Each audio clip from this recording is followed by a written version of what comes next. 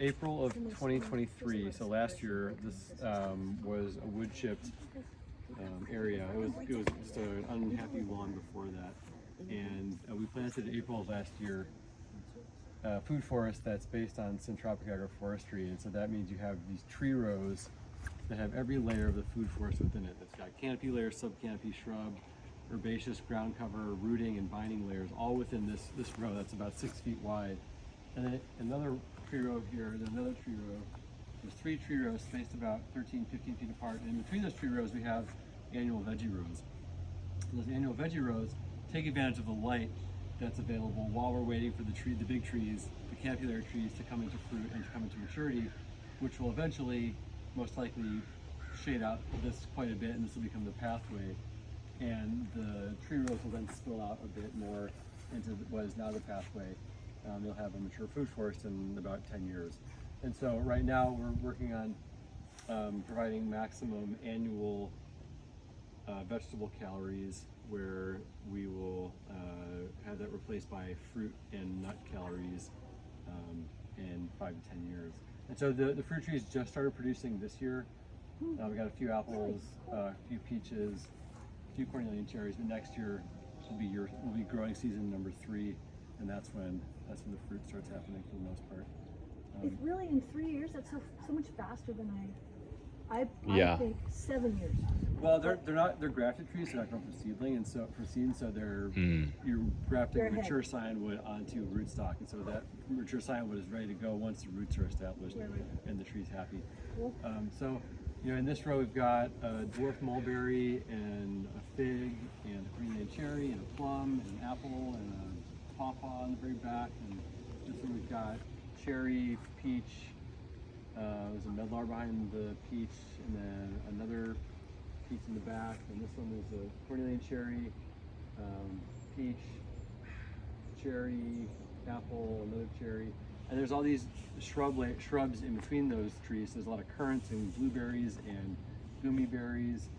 There's an elderberry back there, and so we're trying to take advantage of all the different layers that are available to maximize photosynthesis in the system. So we don't just have a row of apple trees that are only getting photosynthesis like up in this area. We're also getting photosynthesis down here and down here and down here, and also having on my mycelial layer, there's all these wine cap mushrooms that have popped up right now. These are past edible, but this is a fresh one.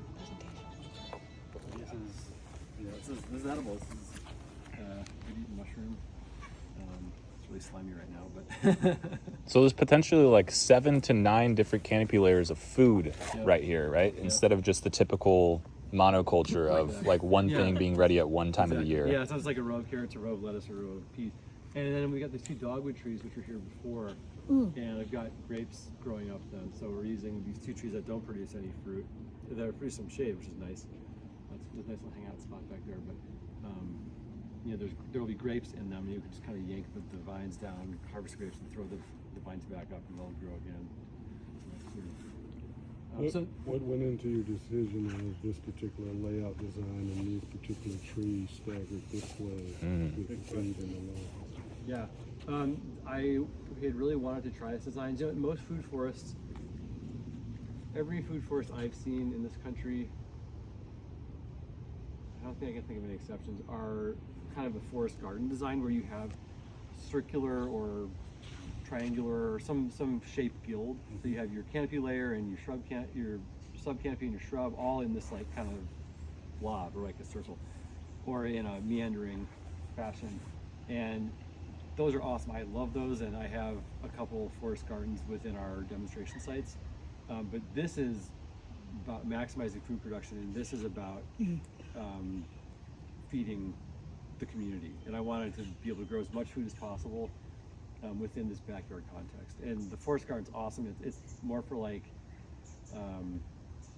having a peaceful place to hide from the urban world. You just go in your backyard and you get lost. So this is like we're making food here. Production, right? Yeah. Do you have an estimation of how many pounds might come out of this, and like maybe this season or next season? Well, that's a good question. This soil here hasn't been amended at all. So we're using deep mulch technique, which is you're dumping fresh wood chips on 6 inches, 6, 8 inches at a time, and letting them decompose in place, and that creates new soil that is then nutrient rich, organic matter rich, and has a bunch of nitrogen in it, whereas the soil that was here before is just this like compacted, dead, Right. Urban. yeah, or like urban lot soil. And it's interesting. Some of the food forests in this neighborhood have been extremely productive this year, and the veggies are like exploding. And these ones are kind of stunted. Like, this is a kale that was planted this year. It's not really doing much. That one's huge. Yeah. Those are Tree collards. Yeah. Annual. That's an annual. Right. But yeah, it's interesting to see where the fertility is and where there's pockets of really awesome soil and there's pockets of not good soil. And most of this lawn or the space is not good soil, but the trees don't mind. The trees can figure it out. It's just the annual veggies which are trying to do everything like right now this year that have a hard time getting enough nutrients. So did you do soil sampling here before you went in? Or I you only just- did it for heavy metal. I didn't do it for organic matter or nitrogen or NPK or anything like that. So, I mean, it's deficient. I know that. I mean, you look at it. It's like light brown and it's friable. It's just like dust kind of. Okay. That was before you put the wood chips on? Yeah, and even if you dig down, that's not what you see. Still is. Okay. And Still 3 years later. yeah, because what we need roots decomposing the soil. So that's why I broadcast all these daikon. This is it's radish, I think a white radish. Here's one you see here. And we'll chop off the top, let that decompose on the surface, and then let this decompose in the soil. And as it decomposes in the soil, it adds organic matter and soil porosity. And so the more that we have going on, the more of these roots decomposing the soil, the more porosity and stuff that will feed life in the soil, but also exude sugars into the soil, which feeds the soil Everybody. microbiome. So root exudates. You can see there's that, I don't know if you can see it from here, we can walk in, but there's that row of sorghum Sudan grass along the fence. That is, that's a trial to see if I can produce biomass on site instead of having to rely on wood chips.